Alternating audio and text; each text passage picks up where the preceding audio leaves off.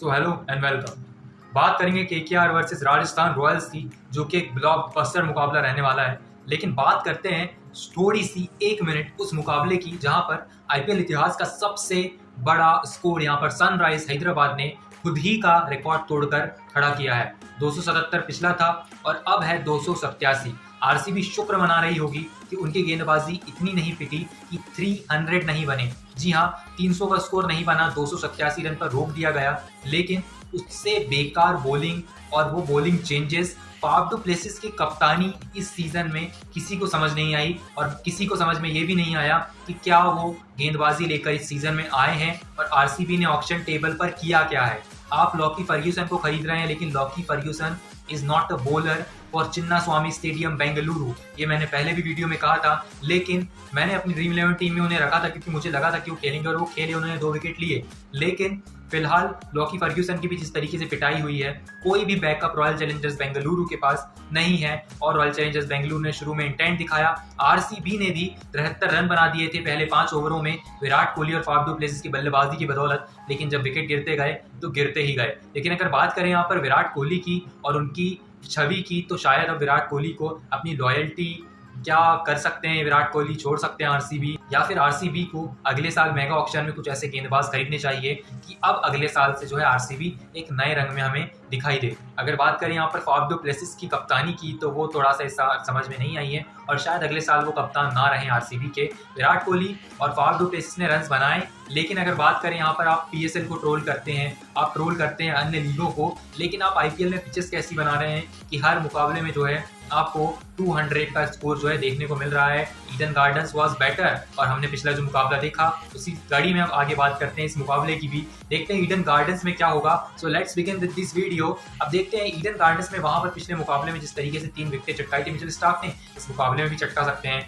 वैभव अरोरा की पिटाई हुई थी आखिरी में, लेकिन इस मुकाबले में भी वो हो सकता है। Harshit Rana is best bowler for them. अगर बात करें आंद्रे रसल और सुनील नारायण की, इकोनॉमिकल हैं। अगर बात करें बल्लेबाजी की, फिलिप शॉर्ट ऊपर से अटैक कर रहे हैं। श्रेयस अय्यर ने पिछले मुकाबले में अच्छी बल्लेबाजी की और केकेआर के लिए कोई भी दिक्कत आपको दिखाई नहीं देती है। नीतीश राणा के ना होते हुए भी उनका मिडिल ऑर्डर इतना सही सेटल्ड है कि किसी और टीम का आपको मिडिल ऑर्डर, सिर्फ ऐसी ही टीम एक ऐसी है राजस्थान रॉयल्स जिसका मिडिल ऑर्डर इतना मजबूत आपको दिखाई देता है और उन्हीं से मुकाबला है। तो उनके मिडिल ऑर्डर की क्या ही बात करें। रियान पराग है उनके पास और उनके अलावा आपको और क्या चाहिए जब विराट कोहली के बाद जो है ऑरेंज कैप की रेस में आ रहे हैं और संजू सैमसन ऊपर से अटैक कर रहे हैं। पिछला मुकाबला जॉस बटलर खेले नहीं थे और अगर इस मुकाबले वो खेलते हैं तो बहुत अच्छी बात होगी जॉस बटलर के लिए। लेकिन अगर बात करें यहाँ पर यशस्वी जायसवाल की, तो 40 रन बनाते हैं, 50 रन बनाते हैं, लेकिन अपनी विकेट फेंक कर चले जाते हैं। कैप्टन या वाइस कैप्टन पिक करने में सबको दिक्कत होती है। तो इस मुकाबले के लिए कैप्टन और वाइस कैप्टन पिक की बात करें यहाँ पर, तो आप आंद्रे रसल, सुनील नारायण और किसी एक गेंदबाज जैसे युजवेंद्र चहल और ट्रेंट बोल्ट में से, इन चारों में से आप पिक कर सकते हैं।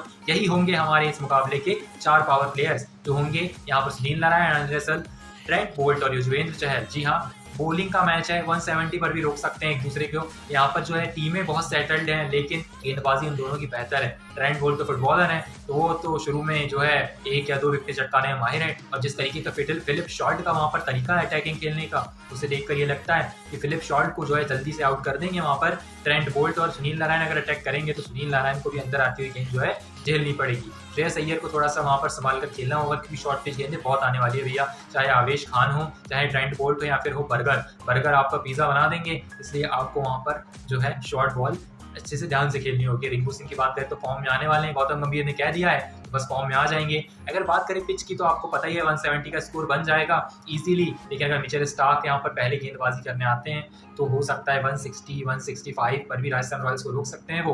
और अगर बात करें यहाँ पर ड्रीम 11 प्रेडिक्शंस की, तो ड्रीम 11 प्रेडिक्शंस में जो पिछले खेले गए 9 मुकाबले हैं, उसमें से ज़्यादा मुकाबले केकेआर ने जीते हैं और कम मुकाबले आरआर ने जीते हैं। लेकिन राजस्थान रॉयल्स जिस फॉर्म में है उस फॉर्म में वो 3 मुकाबले और जीतेंगे और प्ले ऑफ में पहुंच जाएंगे। तो अगर बात करें ड्रीम 11 टीम की, तो वहाँ पर आप रखिए ऑलराउंडर सेक्शन में सुनील नारायण, आंद्रे रसल को, बल्लेबाजी में पिक कीजिए फिलिप शॉर्ट को, वो विकेट कीपिंग सेक्शन में है संजू सैमसन को पिक कीजिए। अगर जॉस बटलर खेलते हैं तो उन्हें भी पिक कीजिए और एक गेंदबाज कम कर दीजिए आपकी टीम से।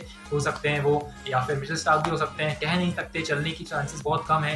1-2 विकेटें बहुत है मिचेल स्टार्क के लिए। Predictions for this match are Mitchell Starc 2 विकेटें लेंगे, ट्रेंट बोल्ट 2 विकेटें लेंगे, युजवेंद्र चहल भी 2 विकेटें लेंगे। ये है प्रेडिक्शंस ऑफ दिस मैच। और अगर बात करें गेंदबाजी की, आप नादिर बर्गर को भी पिक कीजिए। बल्लेबाजी में आप श्रेयस अय्यर को पिक कर सकते हैं, यशस्वी जायसवाल को पिक कर सकते हैं। आप इस मुकाबले में रिंकू सिंह को भी ट्राई कर सकते हैं, लेकिन आपको गेंदबाजी में थोड़ी सी कमी करनी होगी। लेकिन इस मुकाबले में आप ज़रूर यहाँ पर 4 गेंदबाज खिलाएं अपनी प्लेइंग 11 में, अपनी ड्रीम 11 टीम में, ताकि आपको बहुत सारे पॉइंट्स मिले। क्योंकि जो है स्कोर बहुत कम रहने वाला है ईडन गार्डन्स में, चिन्नास्वामी की तरफ दिखने नहीं वाली है आपको बिल्कुल भी। जिस तरीके से इस मैच में आपको मज़ा आया है ना रन देखने में, वैसा मज़ा नहीं आएगा। लेकिन अगर बात करें सनराइज हैदराबाद की तो हेड्स ऑफ देम। अगर बात करें आरसीबी की तो भैया अगले ऑप्शन में जो है सबको रिलीज़ कर दीजिए। और हाथ जोड़कर आपसे प्रार्थना है कि आप अगर विराट कोहली को रिलीज़ कर दें तो बहुत अच्छा होगा विराट कोहली के करियर के लिए। लेकिन कोहली ने कहा है I am loyal to RCB, तो आप कम से कम भैया ऑप्शन में जो है अच्छे गेंदबाज खरीदें, ताकि जो है विराट कोहली की जो लेगेसी है उसमें एक धब्बा ना लगे आईपीएल के नाम का, कि वो आरसीबी इस तरीके की टीम में तो जो कि एक भी टाइटल नहीं उठा पाई आईपीएल में।